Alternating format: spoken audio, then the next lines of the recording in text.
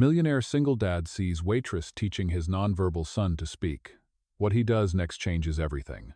Hello everyone. Before we begin today's story, I have a small favor to ask. Please hit subscribe and turn on the notification bell so you never miss our channel's new videos. It is quick, free, and the best way to support us in bringing you more dramatic stories. Your support means the world to us. Where are you watching from? Drop your city or country in the comments below. Thank you very much. Now, let us return to our main character. The morning rain drizzled over downtown Seattle, painting the streets with silver light. Inside a cozy corner cafe, the smell of cinnamon and freshly brewed coffee mingled in the air. It was early, too early for the rush hour crowd, and only a few tables were filled. Behind the counter, Evelyn Miller adjusted her apron and wiped her hands nervously on a towel. Her hair was tied in a loose bun, a few strands escaping to frame a face that carried the quiet fatigue of someone who had worked too many shifts. Her eyes softened when she noticed a small boy sitting at table 6. He was maybe 6 years old, brown hair falling across his forehead, a tiny sketchbook clutched in his hands. He sat silently beside a man in a dark suit, staring at the pictures on the page but saying nothing. Evelyn had seen them before. The father came in every Thursday morning, always ordering the same thing: one black coffee and a small cup of hot chocolate that went untouched. Evelyn took a deep breath, picked up a pen and a napkin, and walked toward them. "Good morning," she said with a warm smile. The man barely looked up from his phone. "Your usual?" he asked curtly. She nodded and then crouched down beside the boy. "Hey, buddy, do you like cats?" she asked gently. The boy blinked but did not respond. Evelyn drew a small cat on the napkin, added big round eyes, and slid it across the table. "See? Meow." She made the sound softly. The boy's lips parted just a little, his eyes following the motion of her pen. For a second, there was the faintest sound, almost a whisper. "Meh. Ow." Evelyn froze. Her eyes widened in surprise. "Did you just say that?" she whispered, smiling through the shock. The boy's father, Liam Carter, finally looked up. His phone slipped from his hand as he stared at his son. He had not heard that voice in over 2 years. The cafe seemed to go silent. Liam's chest tightened as the small boy repeated, a little louder this time, "Meow." Evelyn laughed softly, eyes shining. "That is right. You did it." She clapped once, the sound echoing in the quiet morning. Liam blinked, unable to process the moment. For 2 years, every therapist, every specialist, every expensive session had failed. And now, in a small cafe, his son had spoken because of a woman with a napkin and a pen. Evelyn stood up, a little embarrassed by her own excitement. "I am sorry," she said quickly. "I did not mean to interrupt." But Liam shook his head, his voice barely steady. "No, please, do not apologize." His gaze moved from her to his son and back again.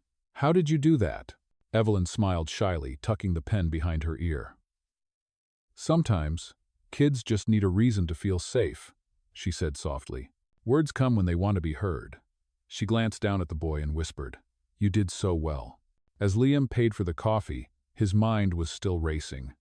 For months, he had felt nothing but exhaustion and guilt. His son had not spoken since the accident that took his wife.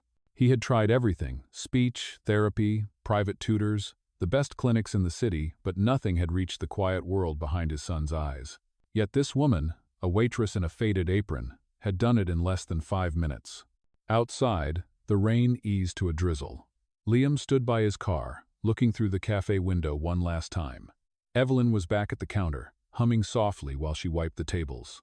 His son sat by the window, still tracing the drawing of the cat with his small finger. For the first time in years, Liam felt something break open inside him. Hope.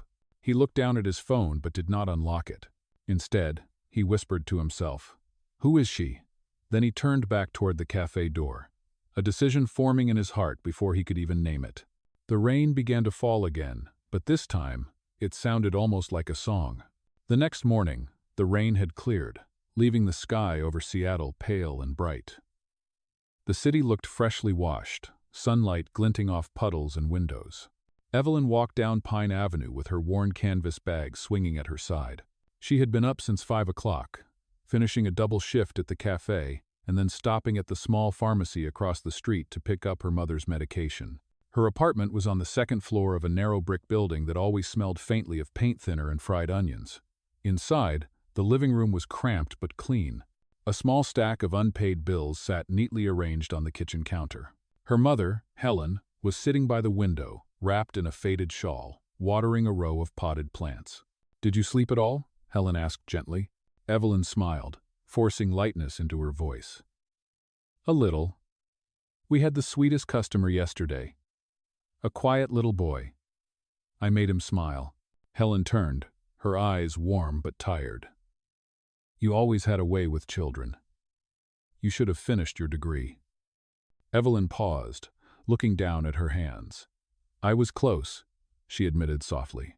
"Only 1 semester left. But tuition does not pay itself." She reached for the medicine bottle, checked the label, and poured a glass of water. "Here, Mom, take this before breakfast." When her mother closed her eyes to rest, Evelyn finally allowed herself a moment to breathe. The image of the boy from the cafe replayed in her mind, his shy eyes, the hesitant sound of his voice, and the father who had looked at him like he was seeing a miracle. She had not been able to shake it off.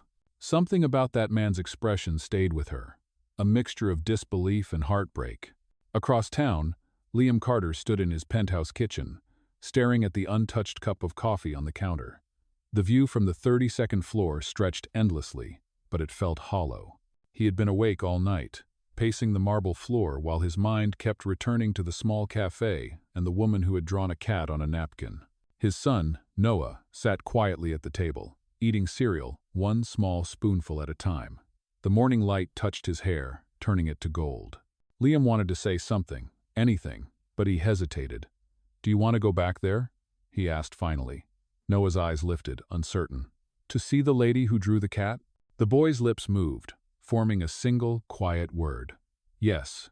The sound hit Liam like a wave. 2 simple letters, yet they felt like proof that the world was still capable of mercy. He blinked rapidly and nodded. "Then we will." At the cafe, Evelyn was wiping the counter when the door opened. The familiar pair stepped inside, sunlight spilling in behind them. Her heart skipped. Liam looked different in daylight, less guarded, more human. He gave a small nod. "Good morning." "Good morning," she replied, trying not to show her surprise. "The same table?" He smiled faintly. "If it is available." As they sat, Noah fidgeted with his sketchbook. Evelyn crouched beside him again, her voice soft. "Can I see your drawings?" He opened the book slowly, revealing pages filled with circles, lines, and one small cat she had drawn yesterday. "You kept it," she whispered, touched. The boy nodded. Liam watched her carefully. There was something effortless about the way she spoke to his son, no pity, no pressure, only patience. When she glanced up and caught his gaze, she smiled. "He is very smart," she said. "He listens even when it looks like he is somewhere else." Liam exhaled. "Most people do not understand that." Evelyn tilted her head. "Then maybe they are not listening hard enough." For a moment, silence filled the space between them, gentle but electric. Evelyn stood, returning to the counter, unaware that Liam's eyes followed her every step. Later that day, when she clocked out, her manager pulled her aside. "Evelyn, a man left this for you." It was an envelope plain, cream-colored, with her name written neatly on the front. Inside was a short note. "Thank you for what you did for my son. I owe you more than words can say. L. Carter." There was no money, only sincerity. Evelyn folded the note carefully and placed it in her bag. She smiled to herself as she stepped outside into the afternoon Sunday. Back at the penthouse, Liam tucked Noah into bed. The boy held his sketchbook close, the cat drawing still visible through the paper. "Good night, buddy," Liam whispered. Noah's lips curved into a faint smile. "Good night, Dad." Liam froze, every muscle in his body still. It was the first time in years he had heard that word. He reached out, brushing a hand through his son's hair, his voice breaking. "Good night, my boy." In another corner of the city, Evelyn stood by her apartment window, holding that folded note against her chest. Outside, The sky was streaked with rose and gold. For the first time in a long while, she allowed herself to believe that maybe kindness could change something, that maybe, just maybe, this was the beginning of something more. The following week, the morning light streamed through the wide windows of Carter Enterprises. The sleek building gleamed against the sky, a tower of glass and ambition.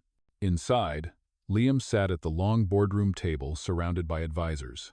They spoke of numbers, profit margins, and expansion plans, but his mind was elsewhere. His pen tapped rhythmically against the folder in front of him until one of the men cleared his throat. "Mr. Carter, are you all right?" Liam blinked and looked up.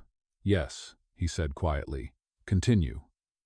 But as the meeting went on, the image of that napkin drawing and the sound of his son's voice kept replaying in his mind. When the discussion ended, he left without another word. That afternoon, he picked up Noah from therapy earlier than usual. The sessions had become mechanical, lifeless, a string of checklists and charts. Noah's therapist had good intentions, but she spoke in a tone that was clinical and detached. Liam watched his son's blank expression and felt frustration tightening inside him. When they left the building, the rain had started again, fine and cold. As they walked to the car, Noah tugged gently at his sleeve and pointed toward the corner cafe. "The same one." Liam hesitated for only a second before nodding. "All right," he said. "Let's go." Inside, the cafe was busy but warm. The smell of roasted beans filled the air. Evelyn looked up from the counter, startled but smiling when she saw them. "Back again?" she asked playfully. "I suppose this is becoming a habit," Liam replied. She laughed softly. "Not a bad one." She handed him his coffee and crouched beside Noah. "Hi, artist. Did you bring your sketchbook today?"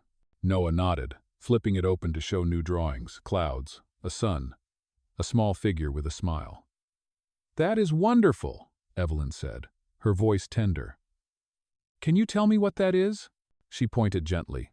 Noah's lips moved. "Dad," he whispered. The sound was fragile, but clear. Evelyn's heart tightened. Liam turned away, pretending to check his watch, his eyes burning. When they left the cafe, Liam paused by the door. "Miss Miller," he said, his tone softer than before. "Would you consider something different? Noah responds to you. I would like you to spend some time with him. I can pay you for your time, of course." Evelyn blinked in surprise. "You mean, like tutoring?" "Something like that," he said. "Speech sessions. At home." She hesitated. "Mr. Carter, I am not certified. I studied therapy once, but I never finished." Liam shook his head. "You have something that degrees cannot teach." His gaze dropped for a moment. "You made my son speak. That is worth more than any certification." Her eyes softened. "All right," she said. "But only if you let me do it my way." The next morning, Evelyn arrived at the Carter residence, a vast house overlooking the water, its modern lines softened by the mist. She carried a small backpack filled with crayons, flashcards, and that same napkin cat drawing. When the housekeeper led her through the hall, she felt out of place among the marble floors and framed art.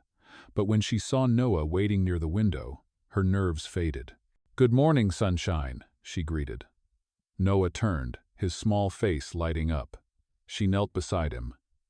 "Ready to learn some new words today?" He nodded. Their sessions began simply. She taught him through play, stacking colored blocks, naming shapes, drawing pictures. When he said a new word, she clapped and celebrated as if it were a miracle. Liam would stand quietly by the doorway, unseen but listening. Each sound from his son struck him like a melody he had forgotten existed. Days passed, and their little routine grew stronger. Evelyn introduced songs, simple rhythms, and short stories. She encouraged Noah to name emotions: happy, sad, scared. One afternoon, she drew a large sun and asked him to fill it with color.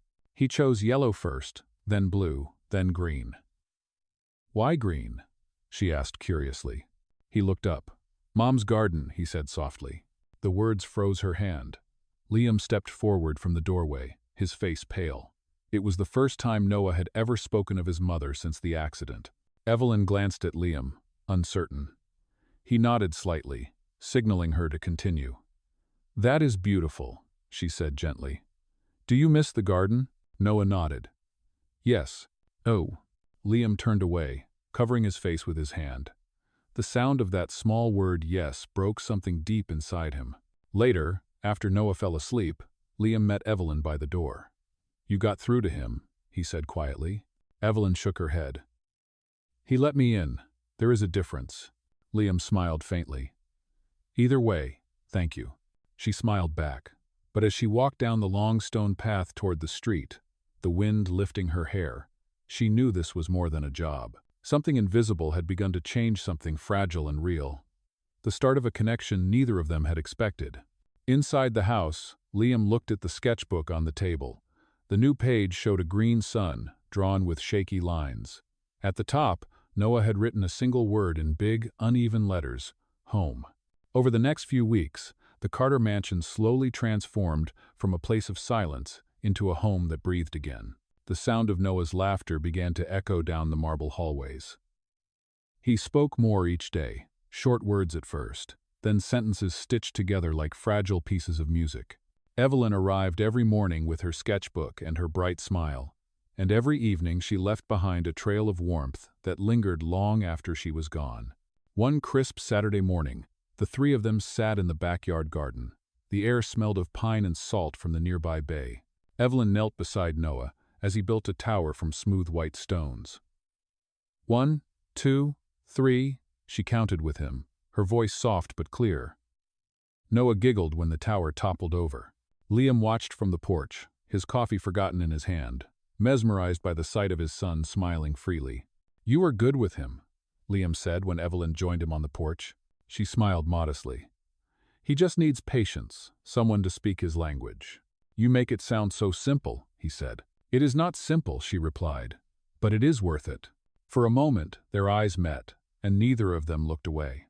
The distance between Billionaire and Waitress blurred, leaving only two people who understood pain and healing in their own ways. Later that week, Evelyn stayed late for one of Noah's evening sessions. Outside, rain tapped softly against the window. The boy yawned, leaning against her arm as she read a story aloud. Liam entered quietly, pausing at the doorway. Evelyn did not notice him at first. She was focused on Noah, her voice gentle. And the brave little bird learned that flying was not about being perfect, it was about believing. When she looked up, she saw Liam watching, his expression unreadable.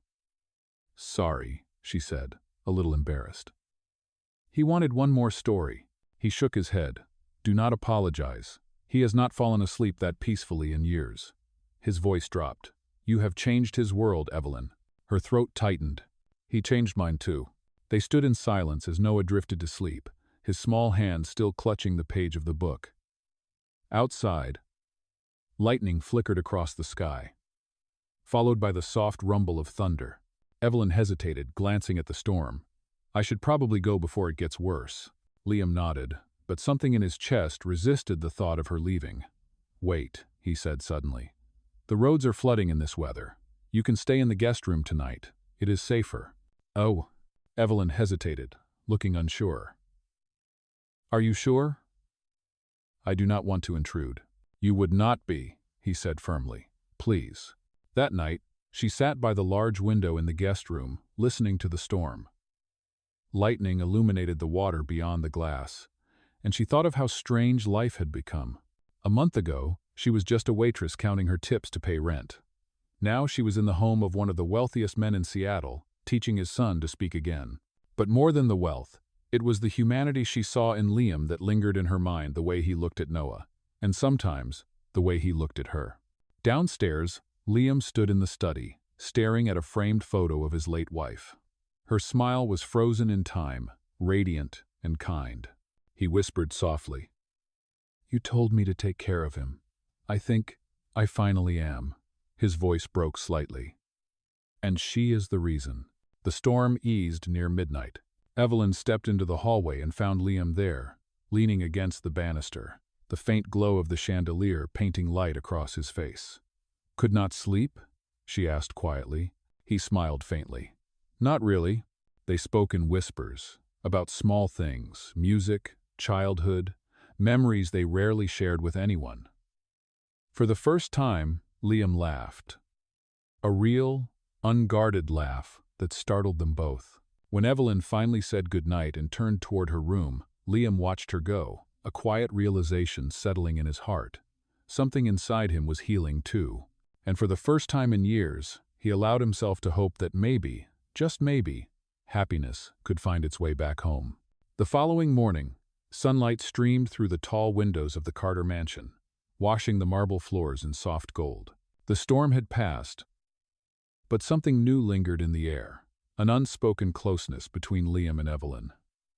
Noah ran through the hall, his laughter echoing as he held up a crayon drawing.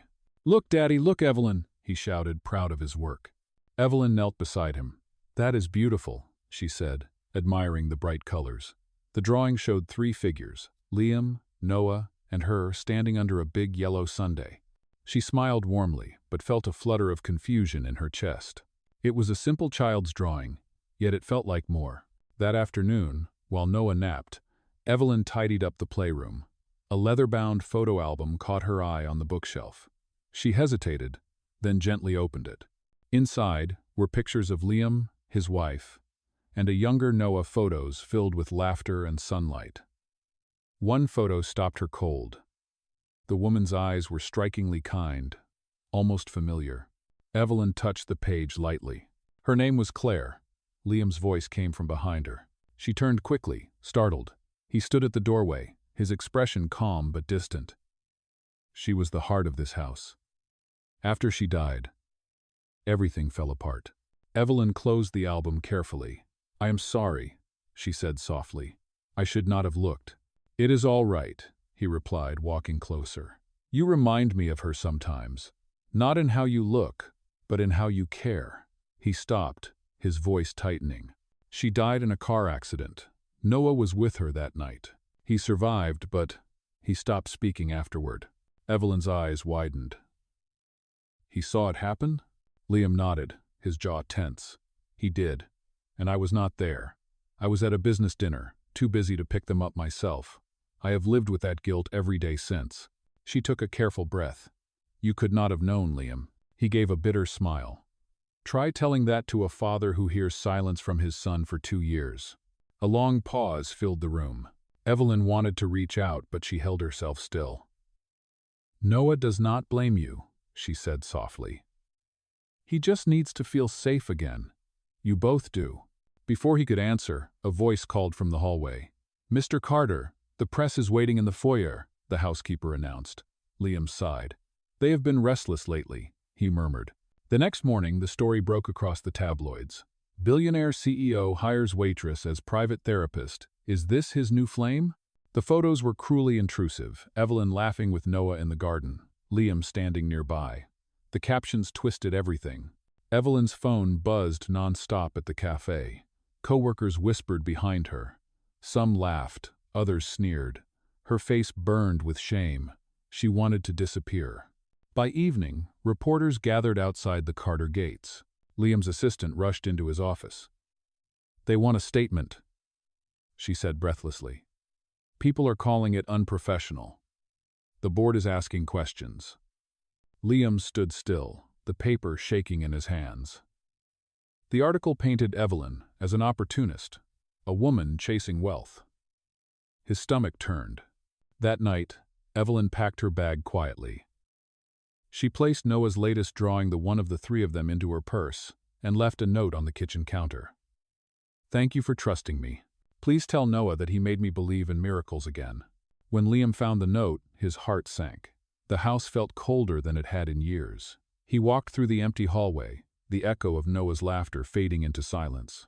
Upstairs, his son sat by the window clutching his sketchbook, his small face wet with tears. "Evelyn?" he whispered, but no one answered. And just like that, the peace they had built began to crumble. Days passed in heavy silence. The Carter mansion, once filled with the soft rhythm of laughter and learning, now felt hollow again. Liam sat alone in his study, staring at the newspaper spread across his desk. The headline glared back at him like an accusation. "Waitress scandal rocks Carter Enterprises." The words felt cruel and empty, twisting what had been pure into something shameful. Outside, rain pressed against the glass. Noah had not spoken a word since Evelyn left. His crayons lay untouched, his sketchbook closed. The housekeepers tried to cheer him, but he only shook his head and sat by the window, waiting. Liam could not bear to look at him without feeling the weight of his own mistakes. By the third day, the board of directors demanded an explanation. At the meeting, men in suits talked over one another, worried about reputation and numbers. "We cannot afford another scandal," one said sharply. "You need to distance yourself from that woman, Mr. Carter." Liam's hands clenched into fists. "That woman," he repeated slowly, "helped my son speak for the first time in 2 years." The room went quiet, but the faces around him remained unmoved, their concern rooted in profit, not people. Liam stood abruptly. "If this company cannot tell the difference between decency and disgrace, perhaps I am in the wrong room." Without another word, he walked out. That night, he sat beside Noah's bed. The boy was awake, eyes glassy from crying. "Dad," Noah whispered at last, his voice small. "Evelyn is gone." Liam's chest tightened. "I know, buddy, but I will find her. I promise." The next morning, he kept that promise.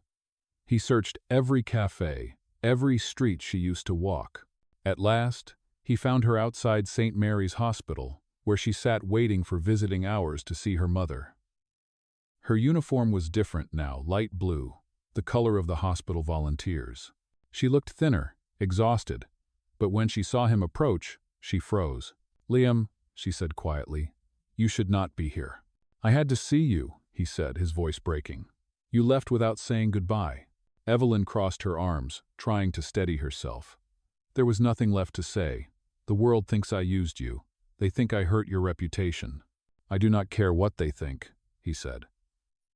"My son stopped talking again after you left. He calls your name in his sleep. You are the only one who can reach him." "I?" Tears welled in her eyes, but she shook her head. "I cannot go back there, Liam. I would only make things worse." "No," he said firmly. "You made everything better. I just did not protect you when it mattered most." For a long moment, neither spoke. The noise of the city surrounded them, the hum of traffic, the distant wail of a siren, the whisper of rain beginning again. Liam took a slow breath. "Please, Evelyn. If not for me, then for Noah. He needs you." She hesitated, her heart torn. "And what about you?" she asked softly. Liam's answer came quietly but sure. "I need you too." For the first time since that awful morning, Evelyn allowed herself to look into his eyes. She saw no pride there, no wealth, only sincerity and regret. Slowly, she nodded. "All right," she said, her voice trembling. "For Noah." When she arrived at the mansion that evening, Noah ran into her arms before she could even step inside. "You came back," he whispered against her shoulder. Evelyn smiled through her tears. "I promised I would always listen," she said gently. And as Liam stood behind them, watching his son's joy return, he knew this was his moment of truth, the choice between pride and love. For once, he chose love. When Evelyn returned to the Carter mansion, the air felt different. The quiet tension that once filled every corner began to loosen, replaced by something softer, warmer. Noah was talking again, small sentences at first, then stories about his dreams, his favorite colors, and his plans to plant flowers in the garden. Each word was a victory. Each smile was a promise that the worst was finally behind them. But peace never lasts long when envy and greed are waiting at the door. One gray morning, Liam arrived at Carter Enterprises for a routine meeting. His assistant, nervous and pale, rushed into his office holding a folder. "Sir, you need to see this," she said. Inside were printed screenshots from an anonymous email sent to the board. The message claimed that Evelyn had faked her qualifications to gain access to the company's charity fund for personal gain. Attached were forged bank statements and manipulated photos. Liam's face went cold. "Who sent this?"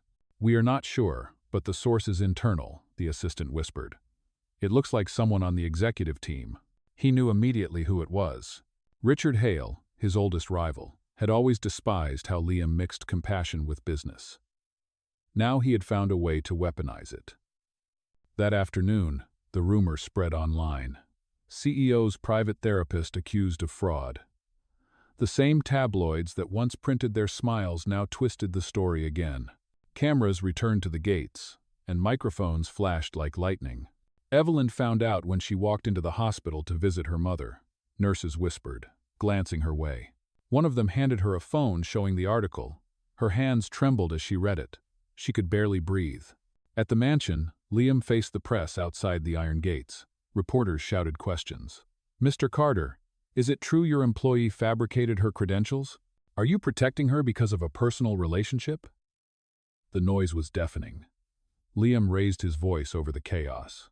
"My only comment," he said clearly, "is that Evelyn Miller is a woman of integrity and compassion. She saved my son when no one else could. I will stand by her." The crowd buzzed, stunned by his open defense. But inside, Liam knew this was only the beginning. That evening, he found Evelyn sitting in the quiet garden behind the mansion. She was staring at the fountain, her eyes red from tears. "It will not stop," she said softly. "They will not believe you. People love to destroy what they cannot understand." Liam sat beside her. "Then we will give them something they cannot ignore," he said. She frowned slightly. "What do you mean?" "I am going to expose who did this. Every lie, every forged document. I will not let anyone hurt you again." Evelyn shook her head. "You do not owe me that, Liam. You have already risked enough." He turned to her, his voice steady but full of emotion. "Evelyn, I owe you everything. You gave my son his voice. You gave me mine back." The wind moved gently through the trees. For the first time, she let her hand rest over his. "Then we face it together," she said. In the distance, lightning flashed again over the water, but this time it felt different. It did not bring fear, it brought clarity. The storm was coming, but they were ready for it side by side. No longer running, no longer afraid. And somewhere inside the house, Noah's laughter broke through the silence once more. A small but powerful reminder that love was still stronger than every lie. 2 weeks later, the grand ballroom of the Carter Foundation glowed with warm light. Guests in evening gowns and tailored suits filled the room for the annual charity gala, unaware that this night would change everything. A large banner hung above the stage. "Hope Speaks, a benefit for children with communication disorders." Liam stood near the entrance, scanning the crowd until his eyes found Evelyn. She wore a simple pale blue dress, elegant yet modest. Her hair swept up softly. For the first time in days, he saw peace in her face. She had been hesitant to come, afraid of public judgment, but he had convinced her that this event was not about defending themselves, it was about giving back. When the music faded and the lights dimmed, Liam stepped onto the stage. The crowd quieted as his deep voice filled the hall. "Good evening, everyone. Tonight is about hope and about second chances. 2 years ago, I almost lost mine. My son, Noah, had not spoken since the accident that took his mother. Doctors said his silence might never end." He paused, the emotion in his voice raw. "But one person reminded me that healing does not begin with money, but with kindness." He turned toward Evelyn, his eyes meeting hers. "Her name is Evelyn Miller." A murmur swept through the audience. Cameras clicked, flashes breaking the dim light. Liam continued firmly. "When the world tried to discredit her, they forgot to see what she had built. This entire event, this foundation, exists because of her compassion. And tonight, I am honored to announce the opening of the Evelyn and Noah Communication Center, a place where every child, no matter their background, will be heard." Applause erupted through the room, long and thunderous. Evelyn's hands trembled as she tried to hold back tears.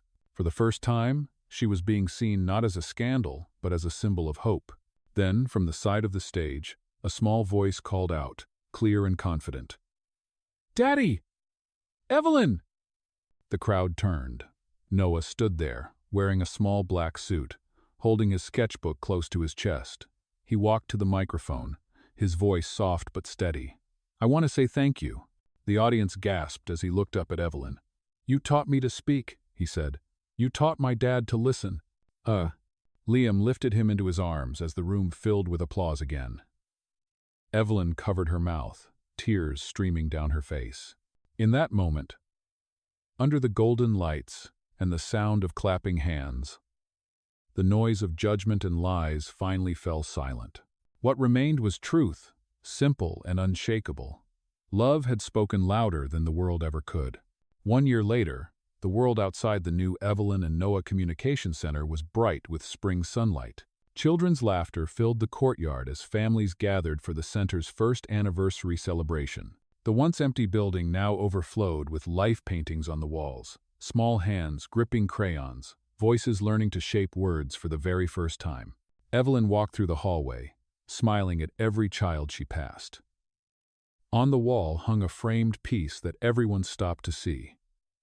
Noah's old drawing of a cat on a napkin. Underneath, a plaque read, "Every word begins with kindness." It was the first drawing, the first spark, the symbol that had changed all their lives. Outside in the garden, Liam was helping Noah arrange small pots of flowers along the path. The boys' laughter carried in the breeze. "Careful with that one," Liam teased. "You are the boss today, remember?" Noah grinned. "Yes, Daddy, and you are doing a good job." Evelyn joined them, kneeling beside the flowers. "You two make a great team," she said warmly. Liam looked at her with a soft smile. "We learned from the best." As the guests began to gather for the ceremony, Liam took Evelyn's hand. "Do you remember the first word Noah spoke?" he asked quietly. Evelyn nodded. "Meow," she whispered with a laugh. He smiled. "And do you remember what you told me that day?" She tilted her head. "That words come when they want to be heard." He reached into his pocket and pulled out a small velvet box. "Then maybe it is time I said what my heart has wanted to say for a long time." Evelyn's eyes widened as he opened the box. Inside was a simple gold ring with a tiny engraving of a cat's paw on the inside band. "Evelyn Miller," Liam said softly, his voice trembling with emotion, "you brought light back into my son's life, and into mine. Will you marry me?" Her hands covered her mouth as tears filled her eyes. "Yes," she whispered, then laughed through the tears. 1,000 times yes. The crowd cheered as Noah clapped excitedly, running to hug them both. "We are a family now," he said, his voice bright and sure. Liam lifted him into his arms. "Yes, we are." As the sun dipped lower, casting golden light across the garden, the three of them stood together, father, son, and the woman who had turned silence into song. And in that perfect, quiet moment, Evelyn realized that healing was never about erasing the past. It was about turning pain into purpose and finding love strong enough to make even the smallest voices heard.